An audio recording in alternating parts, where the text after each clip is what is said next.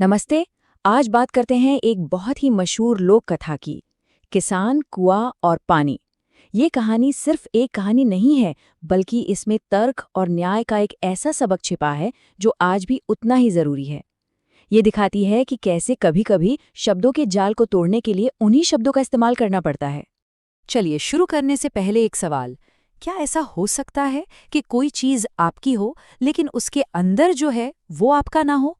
सुनने में अजीब लगता है ना। बस यही सवाल इस पूरी कहानी का केंद्र है, जो इंसाफ के एक बहुत ही अनोखे दरवाजे को खोलता है। तो सीन है सम्राट अकबर का दरबार। माहौल एकदम गंभीर है। राज्य के बड़े बड़े मसलों पर बात हो रही है। और तभी अचानक एक गरीब सा किसान हाफता हुआ किसी तरह पहरेदारों से बचकर सीधा दरबार में पहुंच जाता है। उसकी आंखों में ना एक अजीब सी बेबसी थी, और वो बस न्याय न्याय चिल्ला रहा था। तो किसान ने अपनी पूरी कहानी सुनाई। बताया कि कैसे पानी की एक एक बूंद के लिए वो तरस रहा था। उसकी फसलें, उसकी उम्मीदें सब सूख रही थीं। और फिर उसने अपनी जिंदगी भर की जमा पूंजी, यहाँ तक कि अपनी पत्नी के जेवर तक गिरवी रखकर गांव के ही एक अमीर आदमी से एक कुआं खरीदा।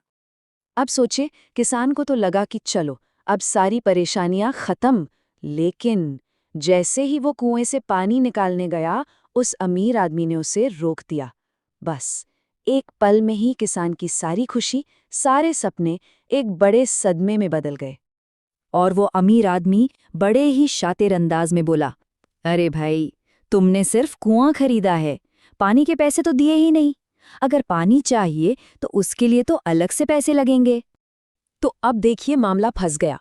एक तरफ बेचारा किसान जो कह रहा था कि भाई मैंने तो पूरा कुआं खरीदा है, और दूसरी तरफ वो चालाक अमीर आदमी जो कह रहा था कि सौदा तो सिर्फ कुएं का हुआ था, उसके अंदर के पानी का नहीं। क्या तर्क था!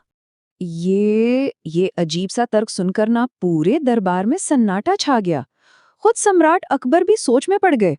मामला इतना टेढ़ा था कि किसी को समझ ही नहीं आ रहा था कि इसका सही सही हल कैसे निकालें।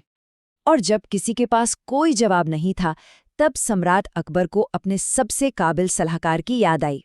उन्होंने आवाज लगाई, बीरबल को पेश किया जाए। अच्छा, अब बीरबल आए। उन्होंने बड़े ध्यान से दोनों की बातें सुनी। फिर वो अमीर आदमी की तरफ देखकर बोले, आपकी बात बिल्कुल सही है, पानी आपका है और कुआं इस किसान का है। ये सुनते ही तो किसान के होश उड़ गए। सबको लगा, अरे, बीरबल ने भी हार मान ली।